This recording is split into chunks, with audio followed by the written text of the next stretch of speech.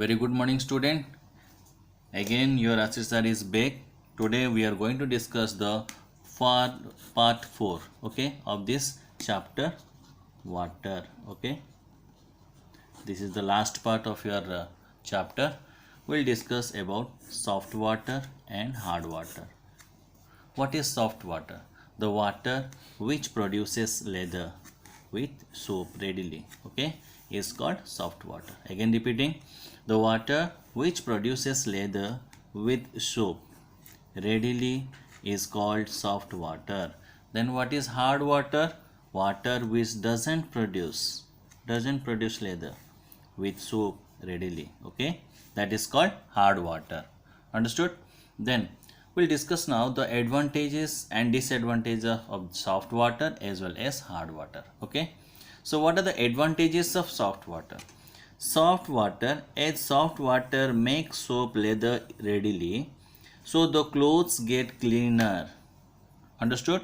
Less soap is used for laundry.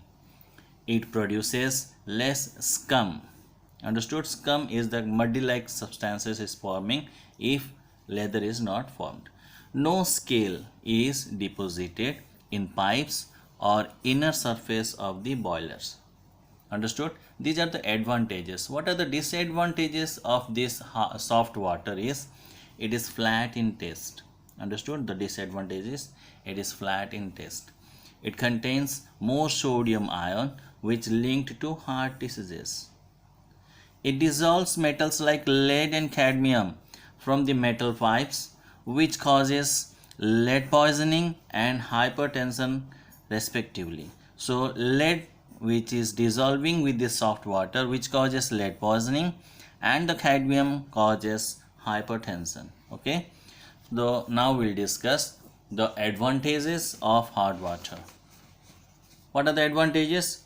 Due to the presence of calcium and magnesium salts, the hard water gives a refreshing taste.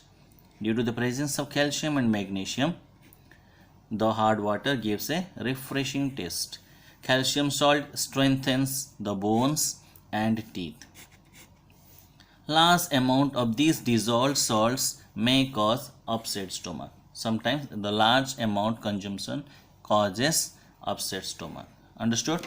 Now, what are the disadvantages of hard water? We discussed till now the advantages of hard water. Now, what are the disadvantages of hard water?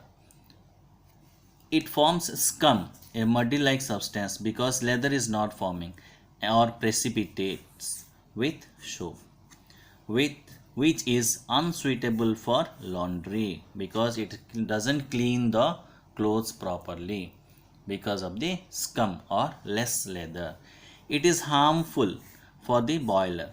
It causes deposition of salts in the form of scales on the inner surface of the boilers, which reduces the efficiency of the boiler. Understood? So again I am repeating the advantages of hard water. What is? Due to the presence of calcium and magnesium salt in hard water, it gives a refreshing taste. Calcium salt strengthens the bones and teeth. Large amount of dissolved salts may cause upset stomach. And this is the disadvantage what we discussed now. Then we will discuss now what are the causes of hardness of water. What are the causes of this hardness of water? Hardness of water is due to the presence of hydrogen carbonate, chlorides and sulfates of calcium and magnesium. Understood? Hardness of water is due to the presence of hydrogen carbonate, chlorides and sulfates of calcium and magnesium. Clear? Then basing on this, the hardness is of two types: temporary hardness and permanent hardness. Clear? Temporary hardness and permanent hardness. What is temporary hardness? It is due to the presence of soluble hydrogen carbonate. What we are discussing, the soluble hydrogen carbonate, if it is present with calcium and magnesium, it causes temporary hardness of water. Then what is permanent hardness? It is due to the presence of soluble chlorides and sulfates of calcium and magnesium in it. Due to the presence of soluble chlorides and sulfates of calcium and magnesium. That means calcium chloride, calcium sulfate, magnesium chloride and magnesium sulfate. These presence of these compounds in water causes permanent hardness. Now we will discuss how to remove this hardness of water. Clear? By boiling. The first process is by boiling. The temporary hardness can be removed. The temporary hardness, because of what? The presence of hydrogen carbonate. So this temporary hardness of water can be removed by boiling the hard water. So what happens? The hydrogen carbonates of calcium and magnesium, what are they? Calcium, hydrogen carbonate and magnesium hydrogen carbonate, CaHCO3 whole 2 and MgHCO3 whole 2. Okay, decompose to give carbon dioxide.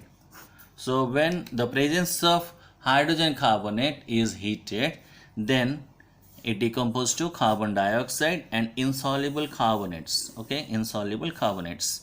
The insoluble carbonates, they will precipitate, they will settle down at the bottom of the container and can be removed by the process of filtration. So what the equation says?